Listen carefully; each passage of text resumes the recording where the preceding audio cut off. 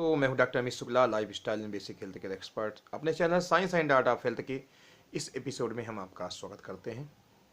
दोस्तों, आज हम बात करेंगे कि वॉकिंग के दौरान जब आप पैदल चलते हैं तो क्या क्या सावधानियां रखनी चाहिए, और कोई व्यक्ति अगर प्लान कर रहा है कि हमको वॉकिंग करना है तो उसमें उसे क्या ध्यान में रखना चाहिए जिससे कि उसको कोई नुकसान ना हो और उसके अधिकतम बेनिफिट्स मिल सके। तो दोस्तों, आइए हम चर्चा को शुरू करते हैं। मेरे बहुत से वीडियो पड़े हैं, आप उनको देख सकते हैं, और वॉकिंग पे भी बहुत से वीडियो हैं जिनको आप जरूर देखिए। आज हम वॉकिंग के दौरान होने वाली क्या सावधानियां हैं उन पर चर्चा करेंगे। तो आइए चर्चा को शुरू करते हैं। दोस्तों, अगर हम पैदल चलने को प्लान कर रहे हैं, वॉकिंग को प्लान कर रहे हैं और हमें अधिकतम बेनिफिट्स मिलें, इसलिए सबसे पहले हमें अपना मेडिकल कंडीशन को पता करनी चाहिए। इसके लिए हमें डॉक्टर से मिलना चाहिए। डॉक्टर के पास जाकर के अपना प्रॉपर बीपी चेकअप कराएं, और शुगर लेवल क्या है, पल्स रेट क्या है, ऑक्सीजन लेवल क्या है, ये सभी जानकारियाँ आपको, जो प्रारंभिक जानकारियाँ हैं, ये ज़रूर चेक करें। आपका लिपिड प्रोफाइल टेस्ट कैसा है, कोलेस्ट्रॉल ट्राइग्लिसराइड का लेवल कैसा है, ये सभी जानकारियाँ, छोटी छोटी जानकारियाँ होती हैं, बड़ी आसानी से आप इनका पता लगा सकते हैं। तो इसके लिए आपको डॉक्टर से मिलना पड़ेगा।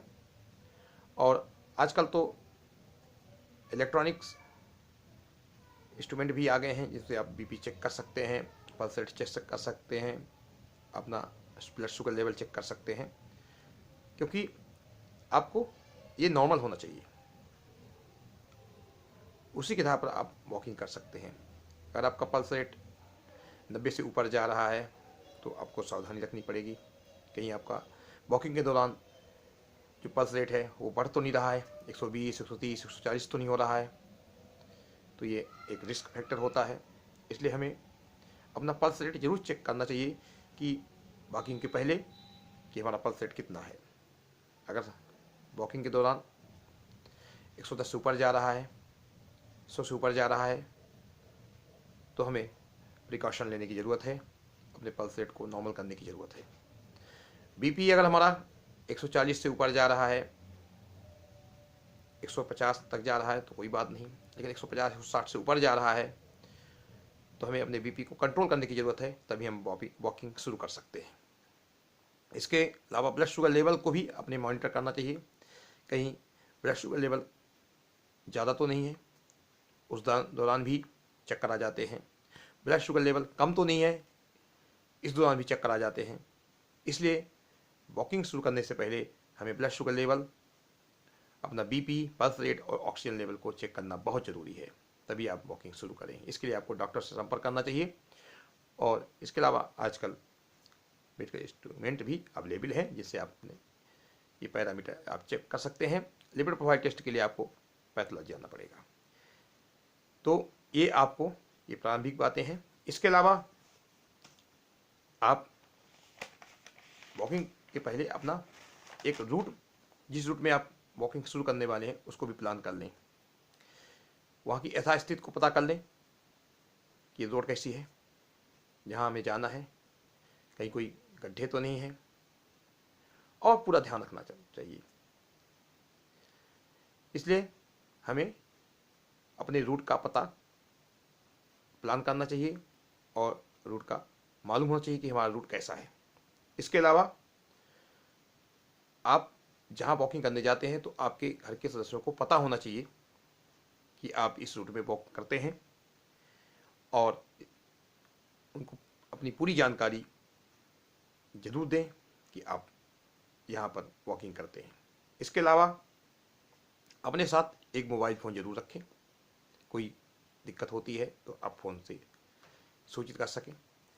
इसके अलावा अगर आप अन्य खतरे हैं, जैसे कि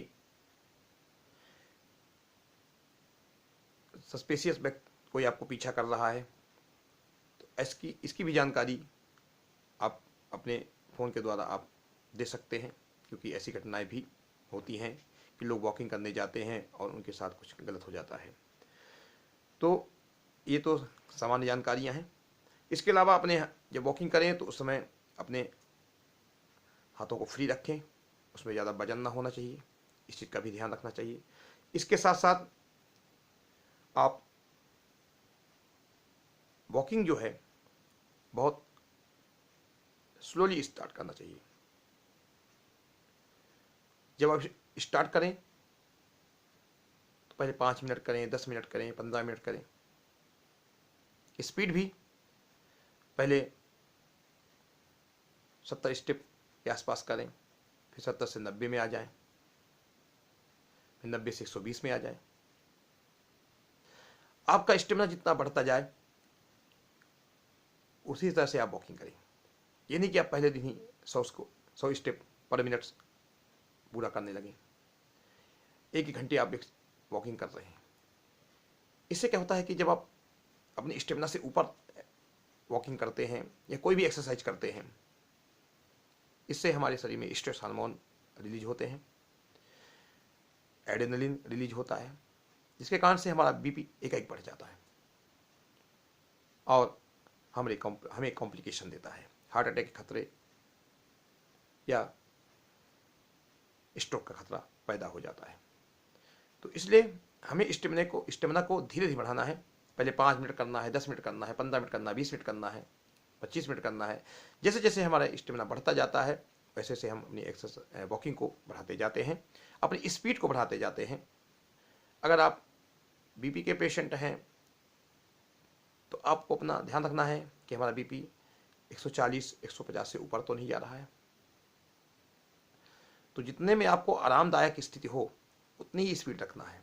अगर आप 140 में अपने आप को आरामदायक स्थिति में है तो आपको 140 तक ही बीपी रख के आपको वॉक करना है।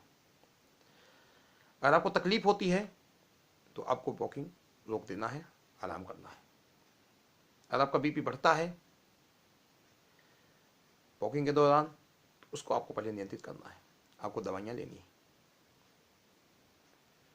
और जब आपका बीपी नियंत्रित हो जाए उसके बाद आपको वॉक शुरू करनी है। तो इन सब बातों का ध्यान रखना है वॉकिंग के समय कि आपका बीपी ना बढ़े, आपका पल्स रेट ना बढ़े,